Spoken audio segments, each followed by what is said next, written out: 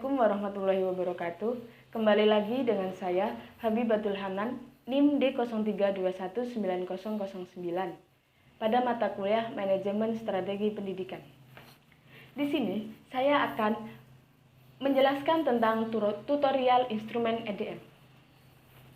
Hal pertama yang harus kita perhatikan dalam mengerjakan instrumen EDM adalah menyiapkan 3 dokumen penting, yaitu dokumen instrumen EDM, indikator kunci, dokumen studi kasus. Berikut adalah contoh-contoh dokumen yang harus disiapkan terlebih dahulu.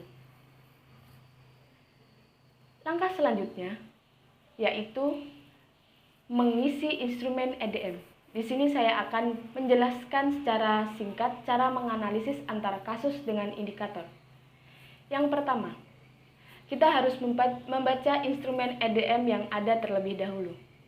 Yang kedua, mengisi bukti fisik dengan cara kita harus mengkonsultasikan atau membaca serta mencermati dulu indikator kunci lalu mengamati studi kasus. Yang ketiga, menganalisis kekuatan. Hal-hal yang ditangguhkan dalam indikator kunci ada pada bukti fisik, maka bisa dijadikan sebuah kekuatan. Yang keempat, menganalisis kelemahan. Hal-hal yang tidak ada di dalam bukti fisik namun ditangguhkan dalam indikator kunci dan hasil potret studi kasus tidak ada, maka dijadikan sebagai kelemahan. Yang kelima, mengambil keputusan pada tahap pengembangan. Menetapkan tahap pengembangan dengan cara menganalisis kebijakan pada kelemahan serta kekuatan, bandingkan secara internal posisi madrasah pada butir ini. Yang keenam, menyusun rekomendasi dengan cara mengambil dari semua yang ada pada kelemahan. Baik, langkah selanjutnya saya akan menjelaskan secara detail bagaimana mengisi instrumen EDM. Sebelum kita mengisi instrumen EDM, kita harus menyiapkan 3 dokumen penting. Seperti yang sudah saya jelaskan sebelumnya, yaitu instrumen EDM, dokumen studi kasus, serta dokumen indikator kunci. Setelah semuanya terkumpulkan 3 data tersebut, kita akan mengisi satu persatu. Kita mengisi bukti-bukti fisik. Dari mana kita dapat mengisi bukti fisik? Yaitu kita dapat mengisinya dari studi kasus.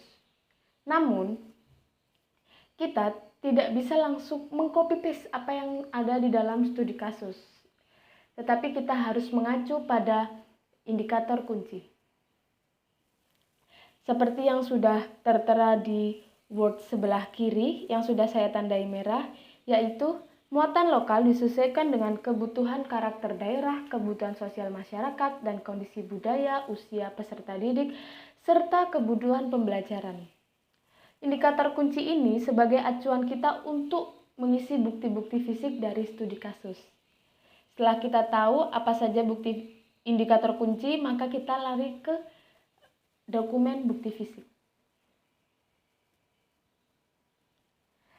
Dari sini, kita bisa mengisi bukti fisik dari studi kasus dengan acuan indikator kunci tadi, yaitu yang berbunyi muatan lokal disesuaikan dengan kebutuhan karakter daerah, kebutuhan sosial masyarakat, dan kondisi budaya, usia peserta didik, serta kebutuhan pembelajaran.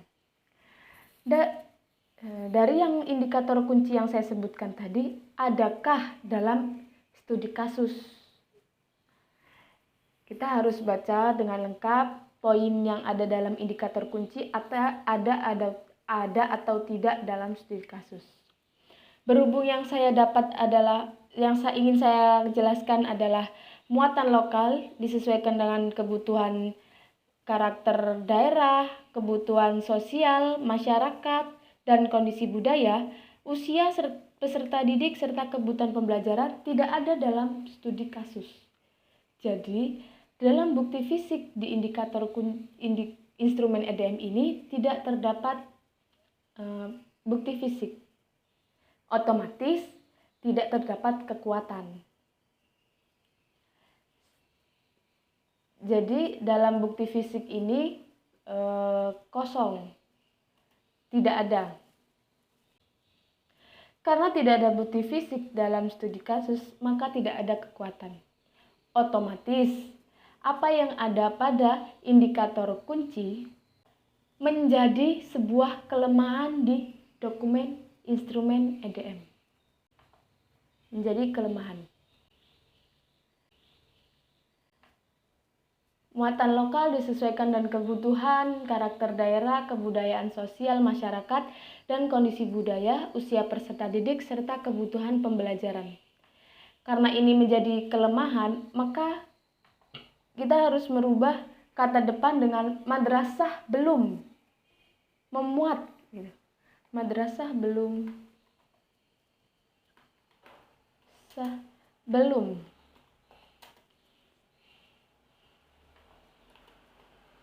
memuat lokal yang disesuaikan dengan madrasah belum melakukan muatan lokal, seperti itu. Melakukan muatan lokal yang disesuaikan dengan kebutuhan karakter daerah, kebutuhan sosial masyarakat, dan kondisi budaya usia peserta didik serta kebutuhan pembelajaran.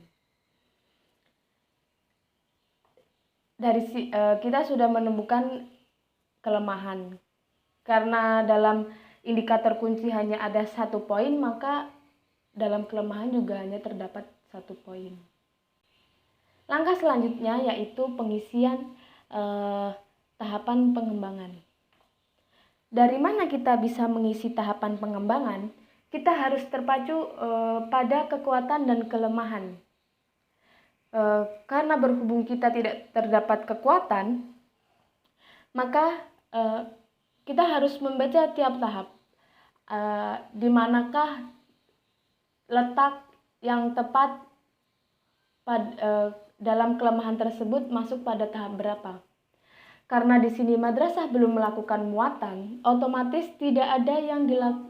Karena madrasah belum melakukan muatan lokal yang disesuaikan dengan kebutuhan karakter daerah, kebutuhan sosial masyarakat, dan kondisi budaya, usia peserta didik, serta kebutuhan pembelajaran, berarti dalam kurikulum poin 1.1.2 ini masuk pada masih tahap pertama. Karena madrasah masih belum mempertimbangkan karakter daerah, kebutuhan sosial masyarakat, kondisi budaya, usia peserta didik, dan kebutuhan pembelajaran. Seperti itu. Jadi kita beri tanda centang di sini.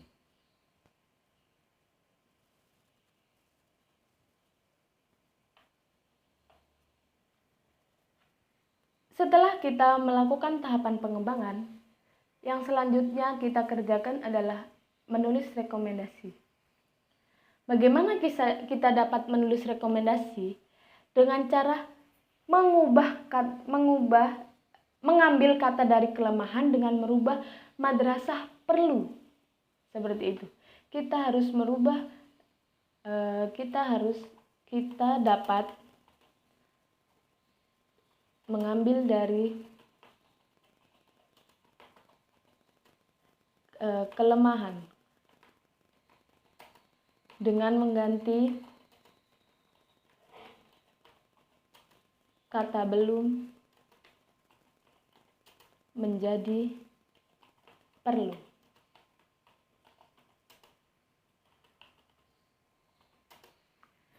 Menjadi perlu. Karena di sini madrasah belum melakukan muatan lokal disesuaikan dengan kebutuhan karakter daerah, kebutuhan sosial masyarakat, kondisi budaya, usia peserta didik, dan kebutuhan pembelajaran, maka ini bisa dijadikan rekomendasi.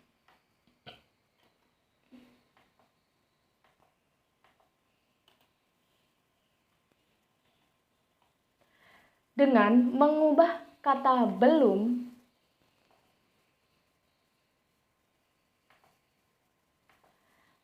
menjadi dengan mengubah kata belum menjadi kata perlu.